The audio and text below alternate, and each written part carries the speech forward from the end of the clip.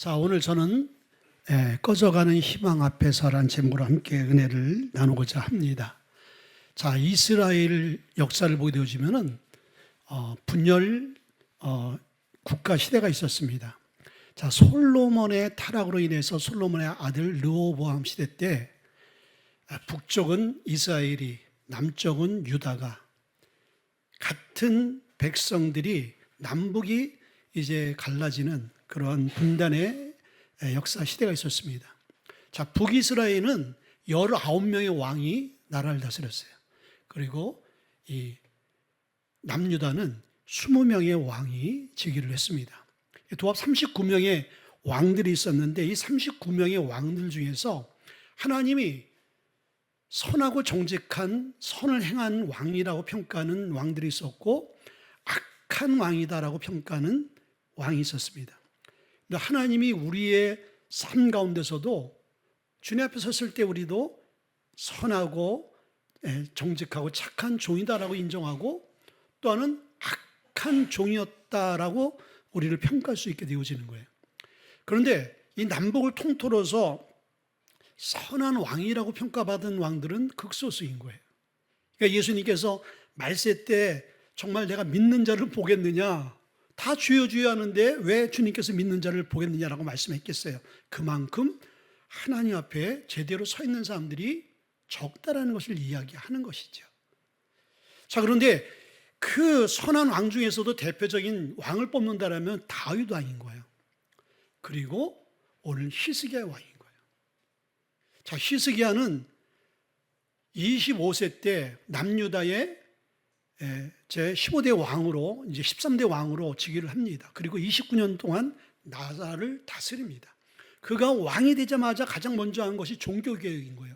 그 앞전에 왕들이 우상 숭배했던 그 모든 제단들을 허물고 하나님만 바라볼 수 있도록. 그래서 하나님께서 이 히스기야를 평가하는데 열왕기하 18장 이제 3절의 말씀 보게 되어지면은 이제 히스기야는 여호와 보시기에 그 조상 다윗이 행한 그 행위대로 여호와 보시기에 정직히 행했다라고 평가해 주는 거예요. 다윗이 믿음의 길을 하나님 기뻐하는 길을 갔잖아요. 히스기야도 그 길을 갔고 그렇게 행했다라고 인정을 하는 거예요. 자, 그런데 이 히스기야가 39세 때 병이 들기 시작하는 거예요. 불치병인 거예요.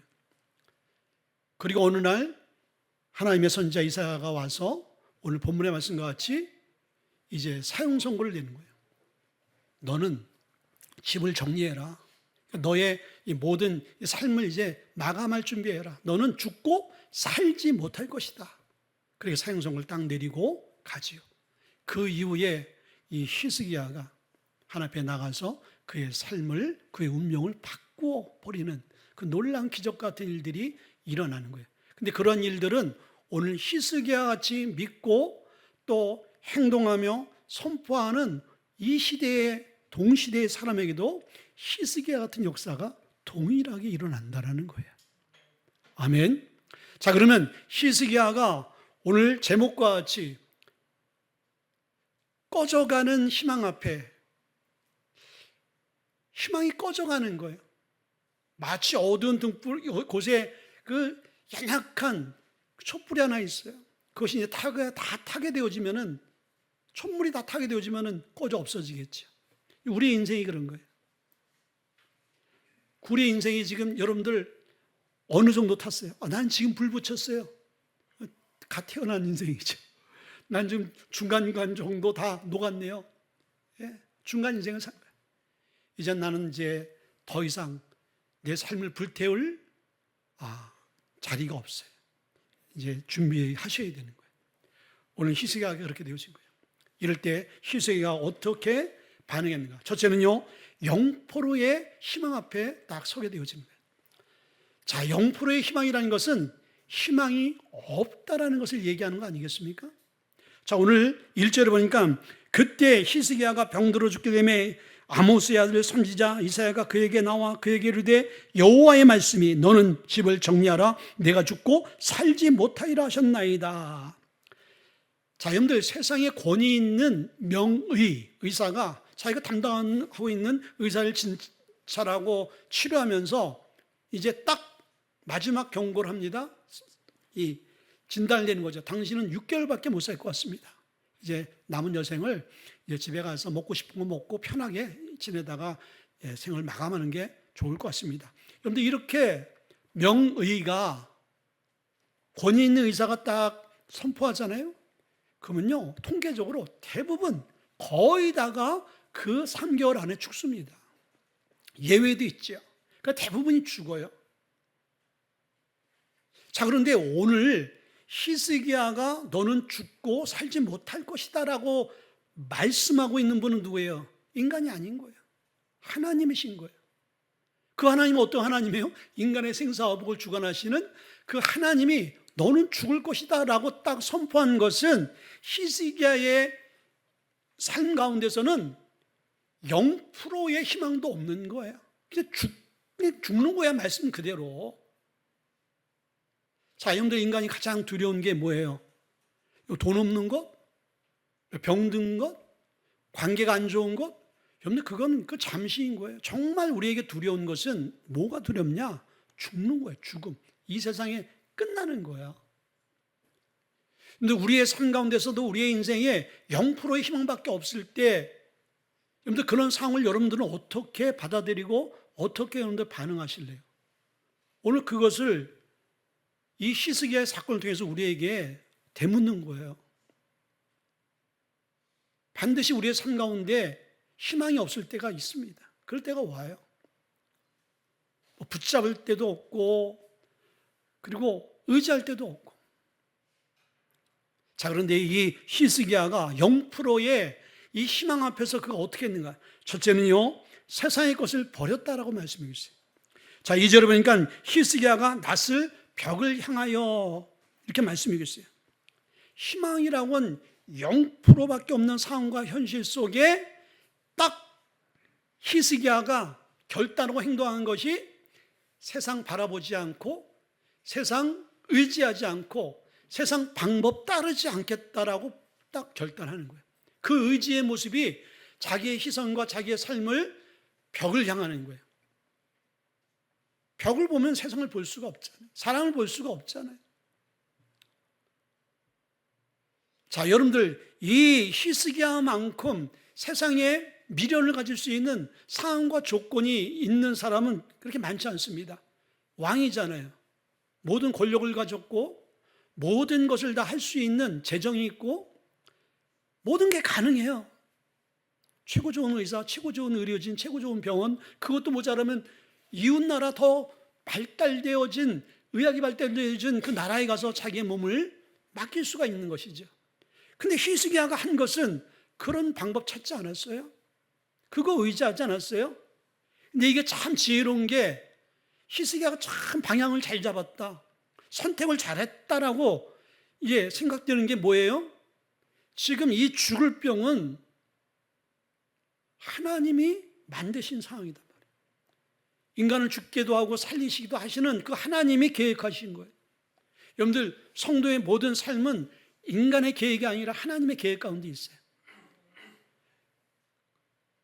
그러니까 이 히스기야는 내가 세상 것 붙들 필요가 없고 붙들어도 소용없구나 하는 것을 미리 깨달은 것이죠. 이걸 깨닫지 못한 사람들은 문제와 고난과 희망이 없게 되어질 때 어떻게 하죠? 사람 막 찾아봅니다. 자기에게 도움 줄 수 있는 사람. 그리고 환경을 막 어떤 환경이 좀 날까? 그걸 막 붙들려고 해요. 어리석은 거예요. 그 모든 상황을 하나님이 허락하셨는데 하나님이 이끌어 주셔야지. 그래서 딱 벽을 향했다는 것은 주님을 향했다라는 것이죠. 주님 아니고서는 안 됩니다. 내 인생에 죽고 사는 것도 주님 손에 있습니다라고 인정하는 행위가 이 자기의 얼굴을 벽을 향하는 거예요. 여러분들, 이게 너무나 중요해요. 우리의 문제가 해결되지 아니하고 여전히 그냥 계속 다람쥐 10바퀴 돌아가시 돌아가는 그 이유는 왜 있냐면요, 우리가 세상을 의지하기 때문입니다. 세상에 뭔가를 기대하고 있기 때문인 거예요. 그러나 여러분들, 우리는 세상을 의지할 존재가 아닌 거예요. 이사야서 2장 22절 말씀 보게 되시면 너희는 인생을 의지하지 말라. 사람을 의지하지 말라는 거예요. 권력, 힘 있는 사람, 재능 있는 사람을 의지하지 말라고 그랬어요. 시편 37편 5절에 뭐라고 말했어요? 너의 길을 여호와께 맡기라. 저를 의지하면 저가 이루어 주신다. 아멘. 그런데 우리는 사람을 의지하고 하나님을 의지하지 않아요. 반대로 가고 있는 것이죠. 하나님께 맡기지 않습니다.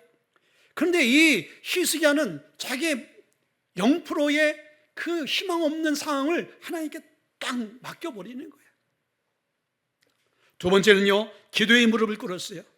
2절을 보게 되니까 여호와께 기도하여 이르되 라고 말씀드리고 있어요. 성경의 이야기는 기도의 이야기인 거예요. 여러분의 인생은 기도의 인생이 되어야 되는 거예요. 예수 믿는 사람과 예수 믿지 않는 사람의 차이는 뭐예요? 기도하느냐 기도하지 않느냐의 차이인 거예요. 예수 믿는다 하면은 저 사람은 기도하는 삶이다. 근데 성경에 보면은 기도해서 산 사람이 있고 기도 안 해서 망한 사람이 있어요. 그 대표적인 인물이 엘리 제사장인 거예요. 엘리 제사장은 그 시대에 참 영적으로 어두운 시대였어요. 하나님 계시가 제대로 임하지 않고. 그런데 그 어두운 시대 때 하나님께서 엘리 제사장을 사랑하셔서 하나님 말씀을 주셨어요. 깨어 기도해라. 백성들을 깨워라.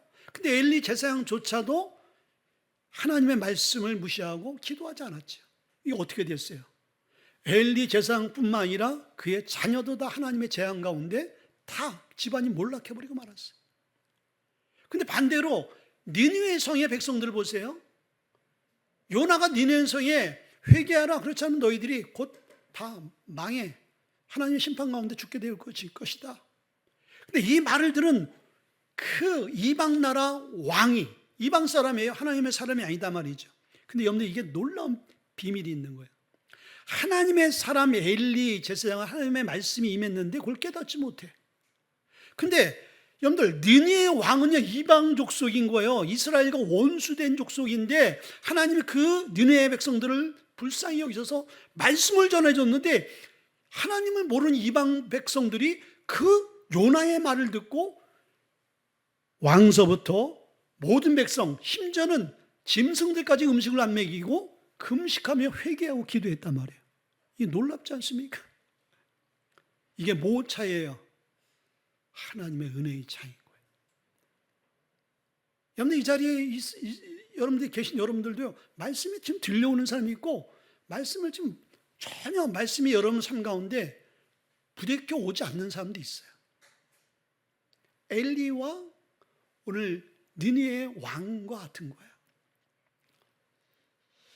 자, 그런데 여러분들 이 히스기야가 참 지혜로운 게 뭐냐면요, 이 상황 가운데 히스기야가 최고의 방법, 최고의 선택은 기도밖에 없어요. 왜?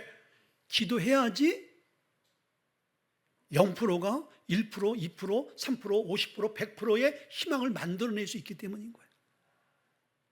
기도는 인생의 열쇠를 맞는 키예요. 호텔 가게 되어지면요 지배인이 총지배인이 마스터키를 갖고 있잖아요.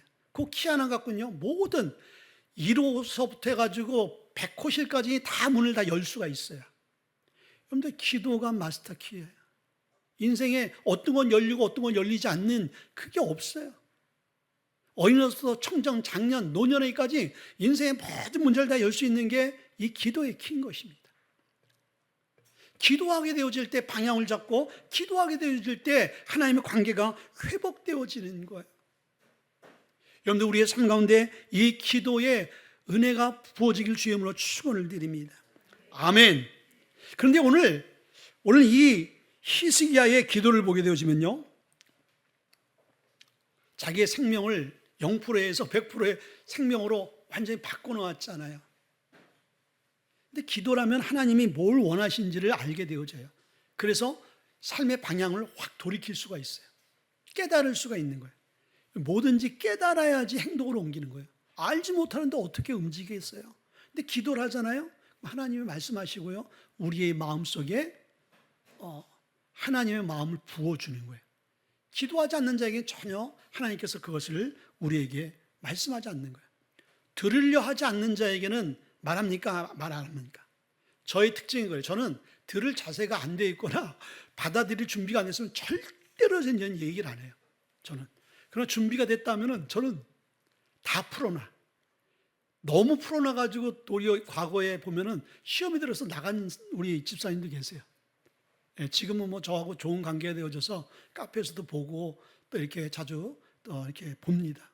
자, 하나님도 같은 거예요.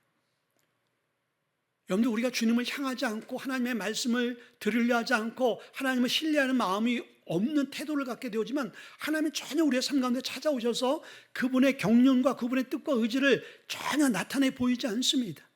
그런데 우리가 하나님의 뜻을 알길 원합니다. 듣기를 원합니다.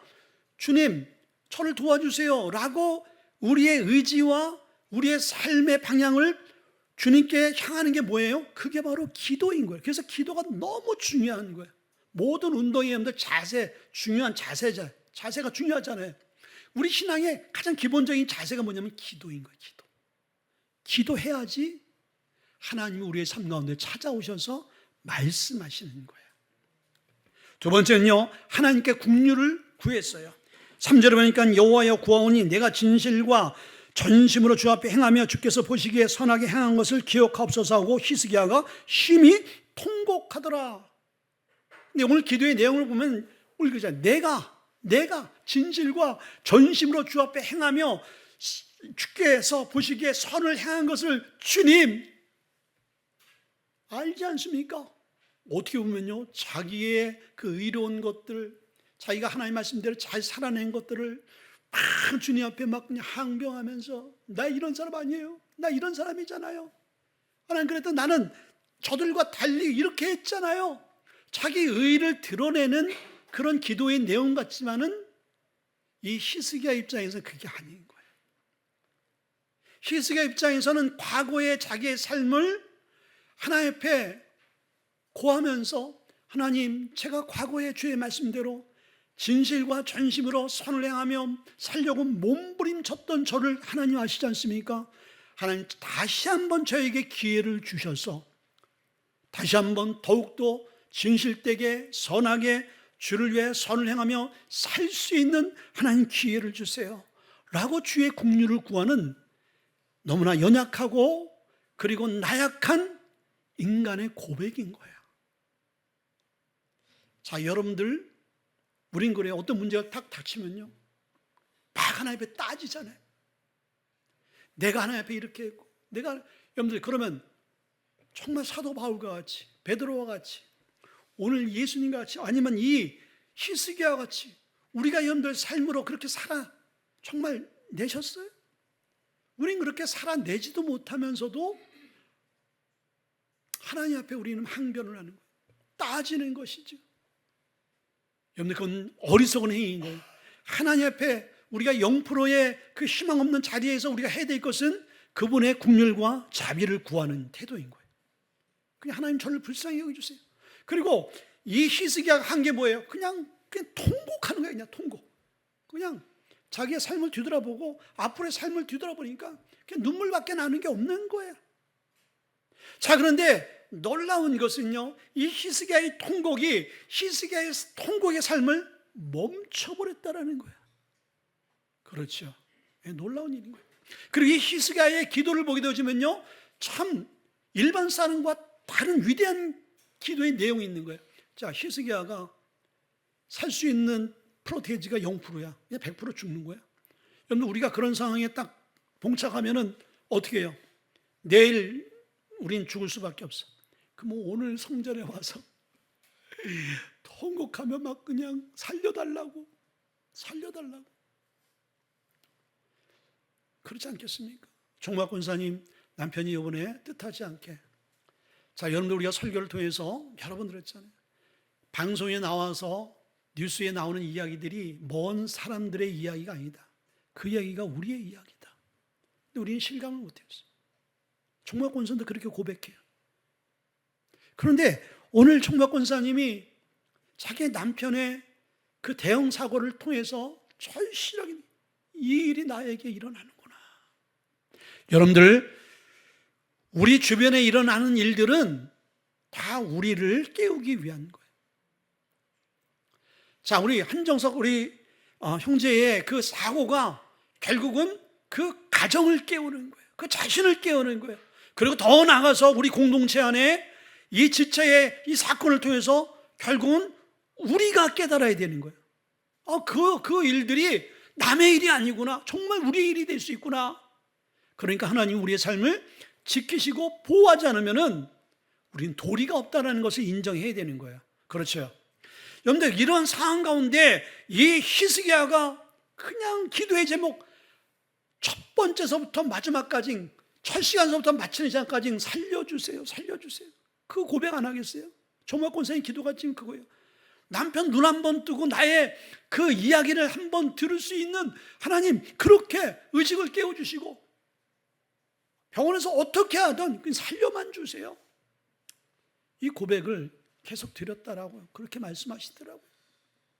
히스기야도 그런 자리에 있잖아요. 그렇게 해야 되잖아요. 근데 히스기야가 오늘 본문의 말씀 중에서 나를 살려주세요, 나를 다시 한번 기회를 주세요, 그러고 기도한 게 어디 있어요?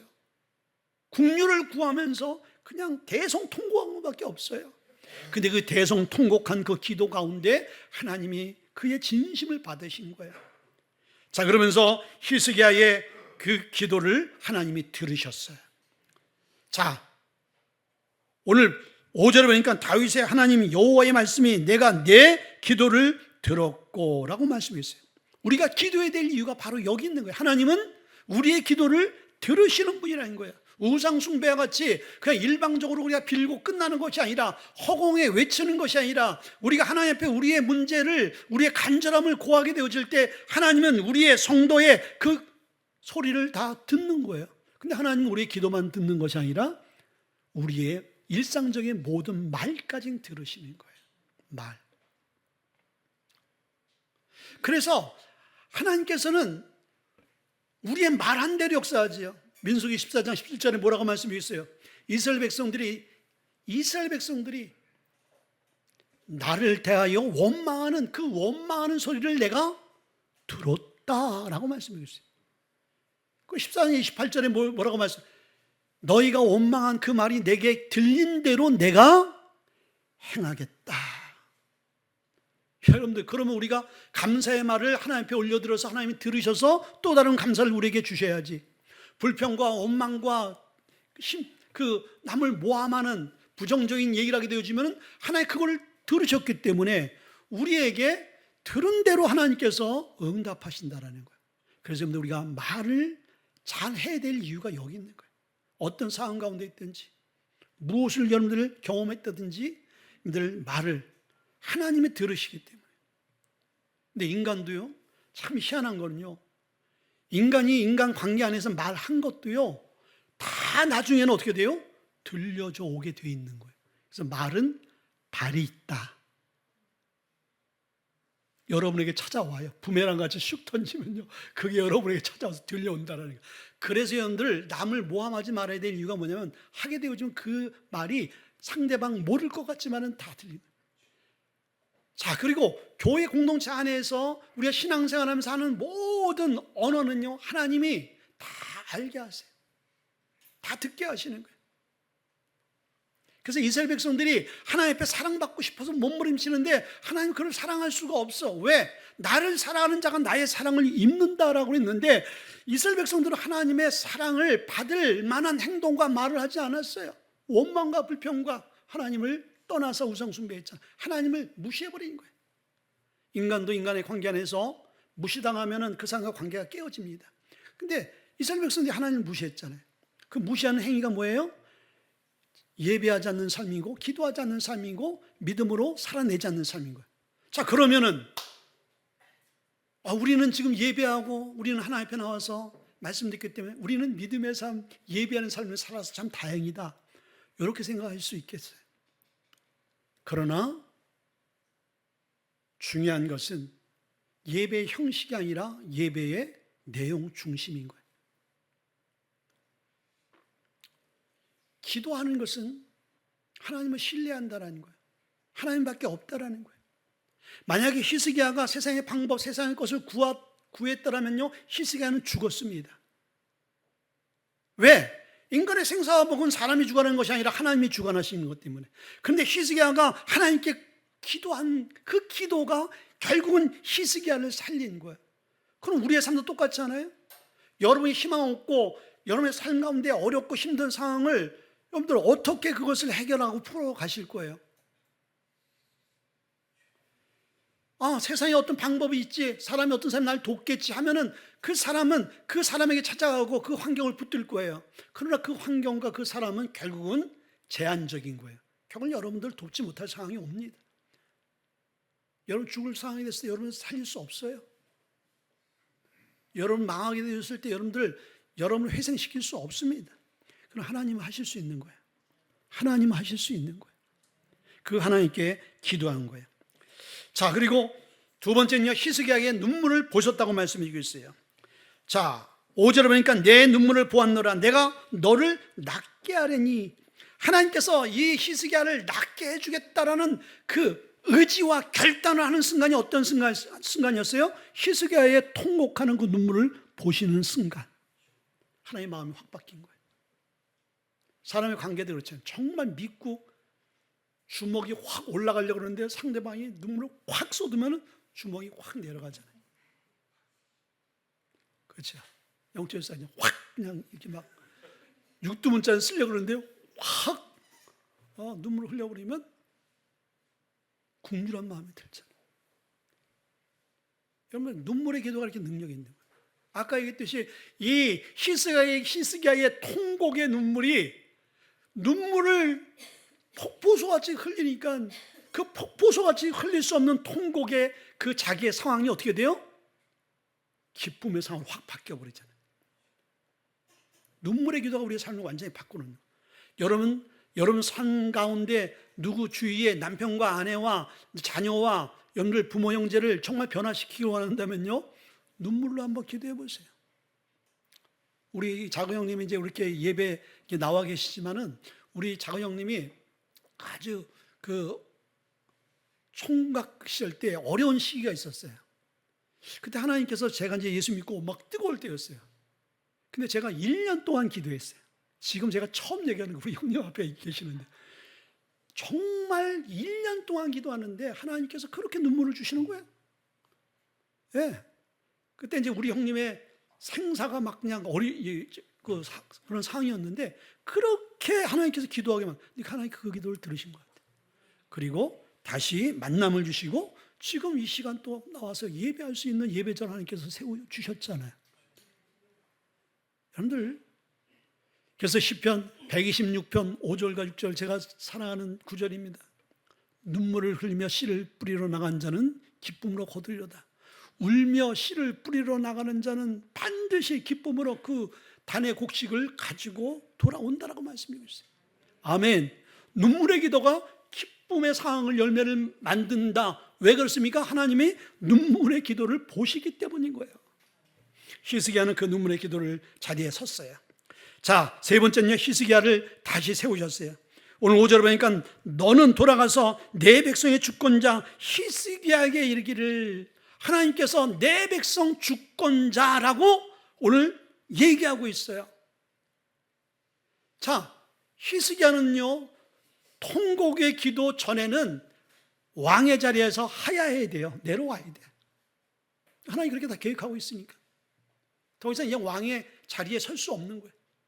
근데 그 기도 하나님 앞에 자기의 삶의 방향을 돌려놓고 하나님을 붙들고 하나님께 긍휼을 구하게 되어지니까 하나님이 그를 고치실 뿐만 아니라 하나님께서 그를 다시 강력한 그 나라의 주권자는 뭐예요? 그 한 나라를 다스릴 수 있는 주권을 갖고 강력한 그런 권세와 권력으로 그 나라를 이끌어가는 자를 주권자라고 얘기해요. 어느 누구도 토를 날 수 없는 그러한 리더십과 강력한 하나님이 지도자로 세워주신 거예요. 아멘. 여러분들, 우리가 우리의 삶의 방향을 주님께만 돌려도, 무릎에 기도 연을 꿇어도 하나님이 우리의 삶을 이렇게 변화시키는 거예요. 그리고 네 번째는요, 참된 예배자로 만드셨어요. 자, 5절 보니까 내가 너를 낫게 하리니 내가 3일 만에 여호와의 성전에 올라가겠고 라고 말씀이겠어요. 하나님이 이를 고치시는데 고치자마자 히스기야가 어디를 향해요? 성전을 향하는 거죠. 하나님이 너 가서 예배해라 이런 얘기 안 하더라도 이 은혜를 경험한 히스기야의 삶 가운데는 자동적으로 하나님 앞에 예배, 하나님께 감사하고 하나님이 역사하신 모든 것들을 찬양할 수밖에 없게 되어지는 거야. 여러분들, 우리에게 고난을 주시고 어려움 주시는 이유는 뭐예요? 참된 예배자를 만들기 위해서. 왜 하나님이 그렇게 예배에 하나님이 목말라 하시느냐? 이사야서 43장 21절에 이 백성은 내가 나를 위해 지었나니 나의 찬송을 하게 하려 함이라고 말씀해 주세요. 우리의 인생의 궁극적인 하나님 창조하신 목적은 하나님이 야, 너 찬양해라. 이 얘기는, 찬양은, 예배는 뭐예요? 하나님과 교제. 하나님 우리와 함께 교제하고 싶은 거예요. 여러분들, 이 예배는요, 우리의 기도와 찬양과 우리의 마음이 올라가고요, 그리고 이 예배 시간에 주의 종의 말씀을 통하여 하나님의 뜻과 의지와 하나님의 감정이 여러분들 전달되어지는 거예요. 찬송을 통해서 교제가 이루어지는 거예요. 근데 여러분들, 이 예배 가운데 여러분이 올려지는 게 없고 하나님 우리에게 말씀하는 게 없으면 그 예배는 잘못된 예배인 거예요. 그래서 요한복음 4장 24절에 하나님께서 어떤 자를 찾으신다? 신령과 진정으로 예배하는 자를 찾으신다는 거예요. 자, 하나님이 이 히스기야를 0%의 그 가망 없는 상황으로 몰고 가셔서 그 상황에 이 히스기야가 주림을 붙들고 무릎 꿇고 기도하며 그의 삶을 완전히 드렸더니 하나님이 이 히스기야를 어떻게 만드느냐? 참된 예배자, 정말 하나님이 받으시고 교제하고 소통하고 임재하는 그런 예배자가 되어진 거예요. 그래서 여러분들, 우리가 진정과 신령으로 예배하기 위해서는 필요한 게 뭔지 아시죠? 고난인가요? 고난과 시련과 실패와 좌절과 병마와 관계의 깨어짐은 결국은 그걸 통해서 내 자신을 뒤돌아보면서 하나님 앞에 나아가 진정과 신령, 하나님 아닌 것은 안 되고 앞으로도 나의 삶은 하나님이 주관하셔야 됩니다라고 고백할 수밖에 없는 그 삶으로 살아내게 만드는 거예요. 드디어 이 히스기야는 그 전보다 하나님의 더 기뻐하고 받으시는 예배자의 삶을 살았어요. 그렇지 않겠어요? 죽었다 살아났는데, 덤으로 사는 인생인데 이제 앞으로의 삶을 어떻게 살겠어요? 세상과 미련을 갖고. 정말 여러분들이 죽게 되어질 상황이 딱 되잖아요. 누구를 미워할 시간이 어디 있어요? 다 용서가 되어지고요. 그리고 여러분들이 그렇게 욕심 부렸던 것, 욕심이 될까요? 여러분들, 그 욕심 의미가 없는 거야. 여러분들이 갖고 싶었던 것들, 소유하고 싶었던 것들, 여러분들 죽음 앞에 그게 무슨 의미가 있어요? 그거 갖고 갈 것도 아니고. 그때는 다 비워지는 거예요. 다 비워지는 거예요. 그때 인생이 다 정립이 돼요. 근데 정립이 되어졌을 때 하나님께서 새로운 인생으로 확 바꿔놓으면요, 그 인생이 주를 향할 수 있게. 그래서 고난이 우리에게 유익이라는 말이 그거인 거야. 고난이 없는 인생, 나는 예수를 그냥 헛개비로 예수 믿고 그냥 교회 왔다 갔다 하고 종교인인데 나는 뭐 전혀 문제가 없는데, 근데 그게 여러분들 다행인 것이 아니라 참 그게 불쌍한 거예요. 하나님이 나를 징계하지 않고 내가 잘못 살아가는데 하나님이 그냥 내버려 둔다? 한 내 자식이 아니죠. 여러분의 자식이 도둑질하고 나쁜 짓 하고 뭐 사람을 죽이려고 그러고 그러면 그냥 가만 내버려둬요? 남의 집 자식은 내버려 두는 거예요. 내 자식은 어떻게 해요? 생명을 걸고라도 그 자식을 제재를 시켜야 되는 거예요. 마지막으로는요, 히스기야와 그의 나라를 구원했어요. 6절에 보니까 내가 내 날에 15년을 더할 것이며 내가 너와 이 성을 아수르 왕의 손에서 구원하고 내가 나를 위하고 또 내 종 다윗을 위함으로 이 성을 보호하리라 하셨다 하더라. 0%의 희망 속에서 이 히스기야가 주님을 붙들고 모든 상황을 주님을 신뢰하며 나갔더니 그의 삶이 0%의 희망이 100%의 삶으로 재충전되어지고 바꿔졌어요. 15년, 39세 때 죽었어야 될 이 히스기야가 54세까지. 그래서 15년밖에 더 못 살아? 이왕이 살게 하면 20년, 30년 살게 하시지.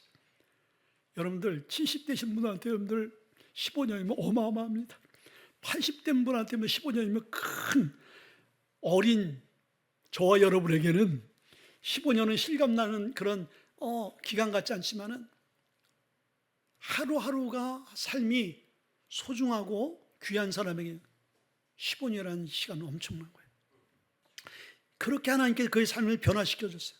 그래서 이 히스기야가 주님을 만나고 변화되어지니까 여러분들 어떤 일이 생겨요? 그의 나라가 복을 받네. 아수르에서 남유다가 위태로운 가운데 도저히 감당할 수 없는 강대국을 그 침입을 어떻게 감당해야 될지 모를 그 상황 가운데 하나님께서 이 아수르의 그 침입의 문제를 다 막아주셨어요. 아멘. 결국은 하나님과 히스기야의 관계, 결국은 여러분과 하나님의 관계가 어떻게 돼요? 회복이 되어지면은 여러분의 문제가 풀려지고 여러분의 주위의 상황의 모든 문제까지 어떻게 하나님이 함께 구원하시는 거예요. 함께 구원하시는 거예요. 여러분들 그러한 히스기야의 믿음과 성도가 우리 교회에 다 일어나기를 주의 이름으로 축원을 드립니다. 우리 한번 이 말씀을 붙들고 한번 기도합시다. 하나님 말씀입니다.